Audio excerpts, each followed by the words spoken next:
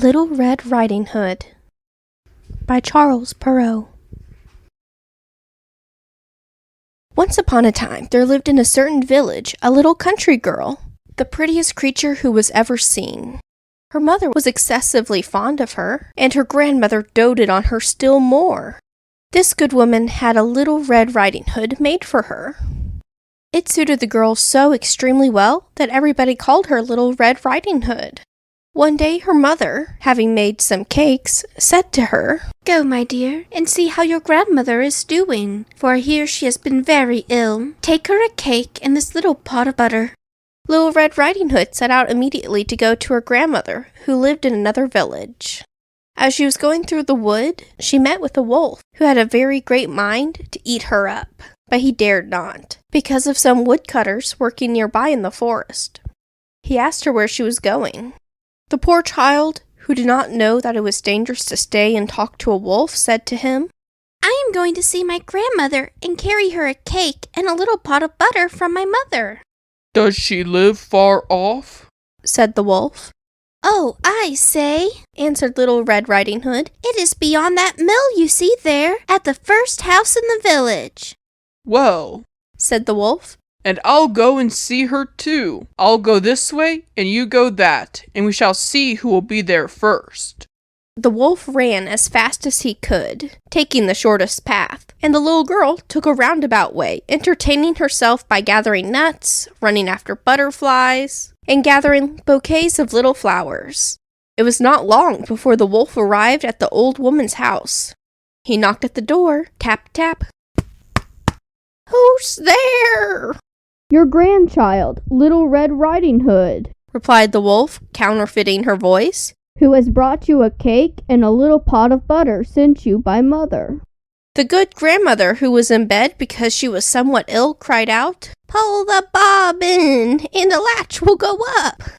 The wolf pulled the bobbin, and the door opened, and then he immediately fell upon the good woman and ate her up in a moment, for it had been more than 3 days since he had eaten. He then shut the door and got into the grandmother's bed, expecting Little Red Riding Hood, who came some time afterwards and knocked at the door. Tap, tap. "Who's there?"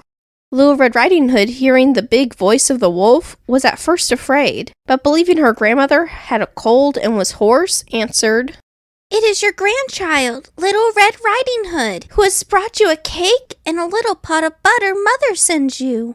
The wolf cried out to her, softening his voice as much as he could, "Pull the bobbin, and the latch will go up." Little Red Riding Hood pulled the bobbin, and the door opened. The wolf, seeing her come in, said to her, hiding himself under the bedclothes, "Put the cake and the little pot of butter upon the stool, and come get into bed with me." Little Red Riding Hood took off her clothes and got into bed. She was greatly amazed to see how her grandmother looked in her night clothes, and said to her, "Grandmother, what big arms you have!" "All the better to hug you with, my dear." "Grandmother, what big legs you have!" "All the better to run with, my child." "Grandmother, what big ears you have!" "All the better to hear with, my child." "Grandmother, what big eyes you have!" "All the better to see with, my child." "Grandmother, what big teeth you have got!" "All the better to eat you up with." After saying these words, this wicked wolf fell upon Red Riding Hood and ate her all up. Moral of the story: children, especially attractive, well-bred young ladies, should never talk to strangers, for if they should do so, they may well provide dinner for a wolf. I say wolf, but there are various kinds of wolves.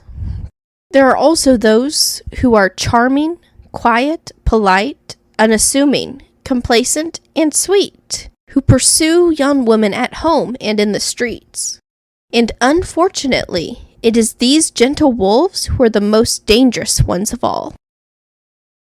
Please subscribe and like the video if you enjoyed listening to this timeless tale, and share in the comments any short story recommendations. Thank you for listening.